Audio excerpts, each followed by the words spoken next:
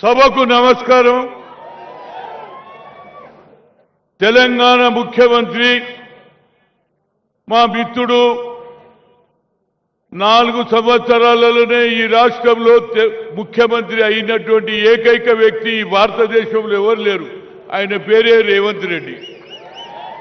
అదేవిధంగా మన తెలంగాణ ముఖ్యమంత్రి పొన్నం ప్రభాకర్ ఇన్ఛార్జ్, అదేవిధంగా జూపల్లి కృష్ణారావు గారు, అదేవిధంగా మా చెల్లె మేయర్ విజయలక్ష్మి గారు, అదేవిధంగా అనిల్ కుమార్ యాదవ్ గారు, అదేవిధంగా మా అక్క సీతక్క, అదేవిధంగా వీవులక్క, వీరందరూ వచ్చారు. వేదిక పైన కార్పొరేటర్సు, అదేవిధంగా సీనియర్ నాయకులు అందరూ ఉన్నారు. అందరికీ నా హృదయపూర్వక ధన్యవాదాలు.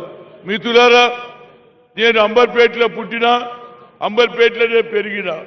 మా అక్కలు, మా చిన్నమ్మలు తరతరాల నుంచి ఈ బతుకమ్మ గుంటలో బతుకమ్మ ఆడేది. నేను చిన్న ఉన్నప్పుడు ఈత కూడా కొట్టిన.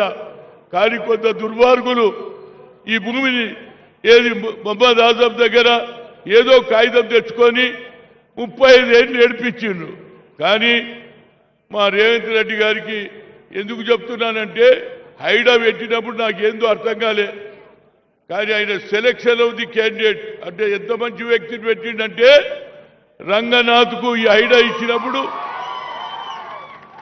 హైడా ఈ పవర్ ఇచ్చి ఈ ప్రాంతంలో అభివృద్ధి చేయాలని చెప్పిన 5 నెలలనే ఏప్రిల్, జనవరి, ఫిబ్రవరి, మార్చి, ఏప్రిల్లో పెట్టాడు. 5 నెలలనే పూర్తి చేశాడు. అంటే అటు జ్యుడిషియరీతో ఏది లాయర్లతో మాట్లాడడం, దాంతో పాటు ఇక్కడ పని కూడా మొదలు పెట్టడం. ఆఖరుకు మొన్న ఏది ముఖ్యమంత్రి గారు వస్తున్నారు, దీనికని మేము ఒక ఏది పరిచయ తీసి ప్రజలకు వంచుతుంటే దాన్ని కూడా కేసేసిండు.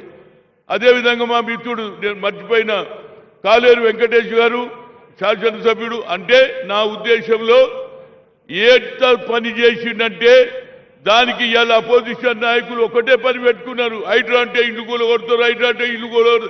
అరే కాదురా బాబు, ముఖ్యమంత్రి చెప్పుడు ఏ ఇల్లు అయితే మూసమీళ్ళ మధ్యలో పోతున్నదో వాళ్ళకు 2 బెడ్లు కట్టిస్తాడు. ఇవాళ గాజుల రామారంలో 300 ఎకరాలు కబ్జా చేసిండ్రు. ఎవరికి తెలియదు. హ్యాట్స్ ఆఫ్ టు రంగనాథ్ గారు.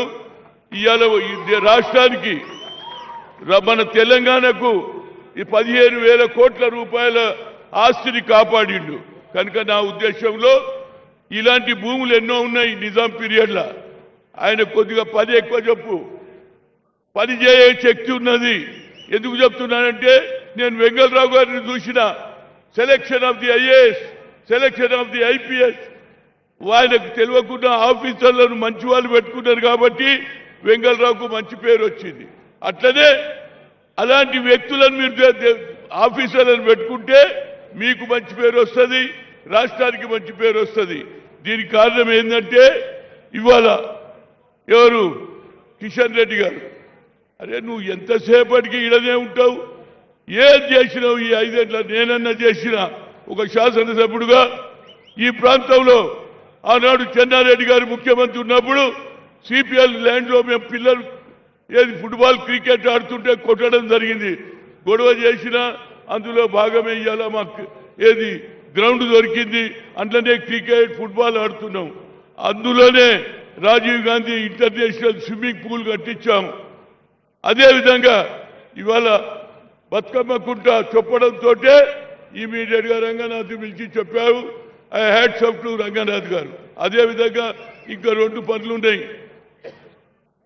ఆనాడు ఏది రాజశేఖర్ రెడ్డి గారు ఉన్నప్పుడు ఆనాడు ఇక్కడ ఏది ఫౌండేషన్ కూడా చేసినాం గౌతు లచ్చన్న పేరు మీద.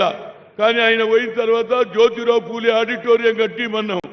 అది కూడా మొహమ్మద్ ఆజం సరెండర్ ల్యాండ్ కనుక దాన్ని ఈ ప్రాంతం ఇప్పుడే మా మిత్రుడు ఎమ్మెల్యే చెప్పిండు కదా, ఇక్కడ బడుగు బలైన వర్గాలు ఎక్కువ ఉన్నారు, పేదవాళ్ళు ఎక్కువ ఉన్నారు. చిన్న చిన్న ఫంక్షన్స్, బర్త్డేనా, అదేవిధంగా మ్యారేజా, అదేవిధంగా యూనివర్సిటీకి దగ్గర ఉంది, లైబ్రరీ కూడా వస్తుంది. అది నిజంగానే గవర్నమెంట్ సరెండర్ చేసిన ల్యాండ్ మోదాదం దాన్ని కూడా ఆక్రమించుకోవాలి కొందరు ప్రయత్నం చేస్తున్నారు.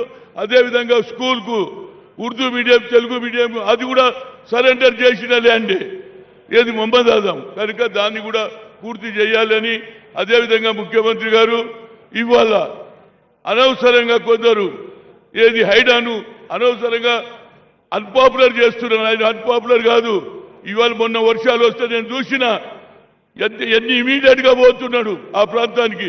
అదేవిధంగా ఇక్కడ కలెక్టర్ గారు ఉన్నారు, వారందరూ కూడా చూస్తున్నారు. ఎందుకంటే నా ఉద్దేశంలో Hyderabad number 1 city being a former sports minister I'm really appreciating you. భారతదేశంలో ఇక్కడ స్పోర్ట్స్ గ్రౌండ్ ఉన్నా స్పోర్ట్స్ సిటీ చేసిన వాడు ఎవరు లేడు. ఒక పటియాలలో ఉన్నది. అందుగుంచే రాజీవ్ గాంధీ ఆలోచన మేరకే దేశంలో ఏషియన్ గేమ్స్ చేసిన వ్యక్తిగా ప్రతి సంవత్సరం గత 18 ఏళ్ల నుంచి రాజీవ్ గాంధీ ఇంటర్నేషనల్ 2020 అండర్-19 అండర్-17 అండర్-20 అండర్-14 చేస్తున్నా. కనుక మీరు ఆ స్పోర్ట్స్ మొదలు పెడితే యావత్ భారతదేశ ప్రజలందరూ కూడా అదేవిధంగా ముఖ్యమంత్రులకు మీరు రాజీవ్ గాంధీ ఆలోచన కన్యాకుమారి నుంచి కశ్మీర్ తరిగి ఈ ప్రాంతంలో ఏం చెప్పిండు, జిత్నా హిస్సేదారి యుక్తి భాగీదారి అన్నాడు. We come to the power will conduct caste wise census అన్నాడు. ఈ భారతదేశంలో మొదటి వ్యక్తి నువ్వే ఇంప్లిమెంట్ చేసినావు. నేను 10 జిల్లాలు తిరిగిన తర్వాత సిద్ధరామయ్యను కామారెడ్డిలో 42 అనౌన్స్ చేసిరు. అది ఇంప్లిమెంట్ చేస్తుంటే అసెంబ్లీలో మీరు బిల్ పాస్ చేస్తారు, అది అన్ని పార్టీలు చేస్తుంది, కానీ మళ్ళా కోర్టుకు పోతున్నారు. అంటే మేము బతుకొద్దురా బాబు, మేము బడుగు బలైన పైకి రావద్దా? సిడబ్ల్యూసీలో నిర్ణయం తీసుకున్నారు. ఏది ఈబీసీ అంటే నేను ఏదో అనుకున్నా. ఈబీసీ అంటే ఎక్స్ట్రీమ్ బ్యాక్వర్డ్ క్లాస్, అంటే సాకల్వాడు మంగళవాడు కిందోడు వాళ్ళకు కూడా పైకి రావాలంటున్నారు. తప్పనిసరిగా మీరు 42% ఇవ్వండి జిల్లా పరిషత్లో. అదేవిధంగా లోకల్ బాడీలో మా పిల్లలు కూడా భవిష్యత్తులో వస్తారు. గతంలో సోనియా గాంధీ కూడా ఐఐఎంలో రిజర్వేషన్ లేదని సుప్రీంకోర్టు కొట్టేస్తే ఆ రోజులు మా తల్లి దగ్గర పోయిన అమ్మా, talent is not anybody's property, God has given everybody, we should give opportunity అంటే ఆమె మన్మోహన్ సింగ్ బిల్ పార్లమెంట్లో బిల్లు పెడితే బిల్లు పాస్ అయింది. ఇవాళ మా పిల్లలు ఒక్కొక్కటి 1,40,000 సంపాదిస్తున్నాడు. All India Institute of Medical Sciences చదువుతున్నాడు, డాక్టర్లు అవుతున్నారు.